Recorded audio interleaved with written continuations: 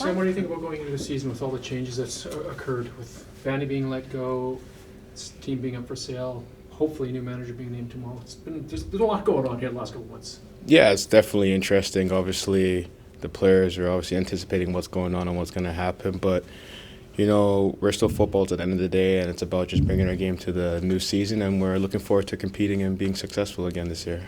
Would you have liked to have had this all settled in terms of a manager months ago when Vanny was let go? Because it seems like you're going to hit the ground running, and I don't know if you know which way you're going to be running in terms of a new manager and style and how you want to play. Yeah, I mean, that's difficult, right? Like, I think a lot of the teams that just hired coaches in the league have just made those decisions in the last 10 to 2 weeks. And, I know that Axel took his time diligently to look and find the best candidate, and that's not an easy process, Like you said, he's looked all over the place, and many interesting names have come to light, and he's decided to make an option that's best for the team. And the players are still waiting for the news, and we're obviously anticipating what's going to happen. But like we said, we're focused on playing football, and we're heading to Marbella soon, and that's going to give us enough time to hopefully get to know the new coach as well as get back with the players again. Sam, talk to us about the players. This roster has lost a few familiar faces. From your perspective, what does this team need heading into preseason? Well, I'm not a coach. What I will say is that we have a really good team, and we showed signs of that last year, and we know that we can be better this year. And like you said, we've lost a few pieces, but that's the nature of the game. Players come and go, and I'm sure half the players that are here will not be here in 5 to 6 years' time. So it's the nature of the sport, but we're looking forward to players coming in. Obviously, some more players might leave. We never know, but like I said, we have a good squad, and I have complete faith in the players that might come in and the players that we have here right now. Sam, you had a bit of a tough year last year when it came to injuries. How is the health now? And assuming it's all cleared up, are you really looking forward to getting a lot of games on the pitch? No, yeah, definitely. Look, I worked really hard this offseason. Like we all know, it was a hard season for me. I missed a lot of games with club football and international football, but like I said, I worked hard this offseason, and I'm in the clear now, and I'm hoping that I can just be more of an important player, not just off the field, but on the field as well. How big is that heading into not just the MLS season, but into the year before World Cup?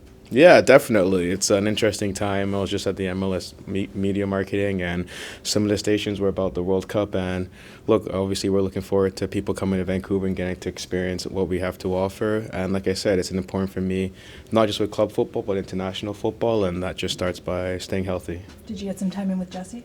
Yeah, he was obviously there at the media thing, and I spoke to Jesse as well. Look, it was a tough year for me, but I still know I can get better. I will get better, and obviously the level in the national team has risen. Jesse's come in and obviously given new life and shaking the box a bit. But like I said, I have a lot of caps for the national team, and I anticipate having more.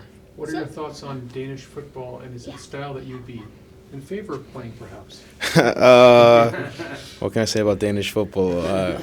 I've had some friends play there. I played in Sweden and Norway as well, and what I will say about Scandinavian football, it's very technical, it's very tactical, and there's also an aggression to it.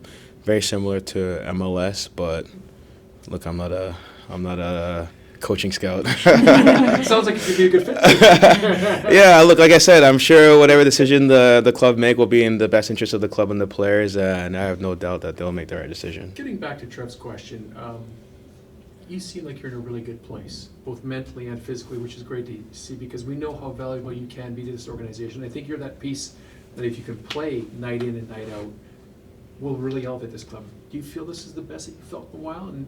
Yeah, look, it was obviously a tough year, but, when I was living abroad, I barely missed games with injury. It's just obviously when I came back, I ran into some tough luck, but nothing is ever easy, and obviously I came here to be an important player, not just off the field, but on the field, and I still believe in that, and I still feel like with my qualities, I can give it a lot to this team, and I'm looking forward to it. It was an important offseason for me, but not just in terms of getting back healthy and feeling really good, but also mentally to calm down and obviously reset and take time with my family and my partner. And yeah, I'm obviously got a smile on my face. That's because I love playing football, and it's obviously a long 6-7 weeks, so I'm looking forward to getting out of the rain and heading into the sun.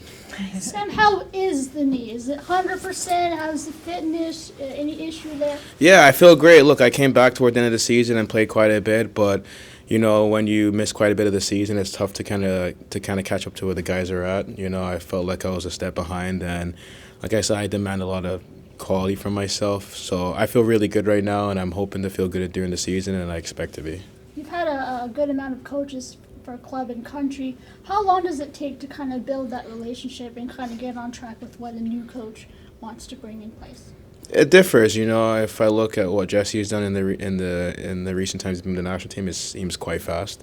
But it also started off rocky with the results in Europe. But you can see how the group grew together and throughout the Copa America, and also the Nation League. They've come back and they've been quite strong. And I've seen other times where it's been slow. So it just things take time. You know, a coach comes in, he has to deal with 28 players and get them on track, and also bring his tactical acumen and what he wants from a team, and you know those things take time. So however long it will be, I'm sure it will be right there before the season starts. You've been with the club for 2 stints. Obviously, the future in this market with the Whitecaps is not clear. It's unknown. What are your thoughts on the Whitecaps long term in Vancouver? I mean, I have no doubt that the Whitecaps will stay in Vancouver, if that's what you're asking.